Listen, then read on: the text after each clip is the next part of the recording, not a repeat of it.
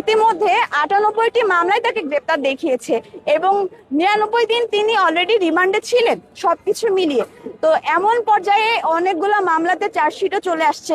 এখন তাকে যদি আইনজীবীর সাথে কনসালটেন্সির সুযোগ না দেওয়া হয় তাহলে তিনি ন্যায় বিচার থেকে বঞ্চিত হবে, তিনি আইনের অপব্যবহারের শিকার হবে। এই বিষয়টাই আদালতের দৃষ্টি আকর্ষণ করে তিনি বারবার বলেছেন, তিনি নিজেও বলেছেন এবং আমরা আইনজীবী ছিলাম, আমরাও জানিয়েছি বিজ্ঞ আদালতকে।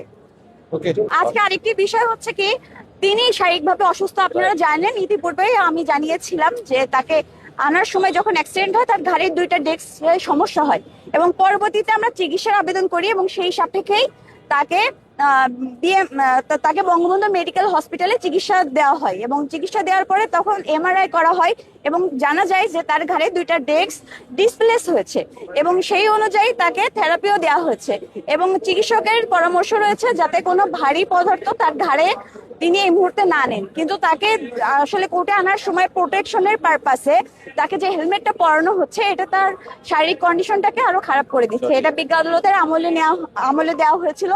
পরে বিজ্ঞ আদালত বলেছেন যে এটা সিকিউরিটি পারপাস করা হয়, যদি ভিতর থেকে জেলখানা থেকে কোনো ধরনের সুপারিশ দেয় যে আসামিকে এইভাবে নিতে হবে তখন তারা এই ব্যবস্থা গ্রহণ করবে, কিংবা আমাদেরকে লিখিত দিতে বলা হয়েছে।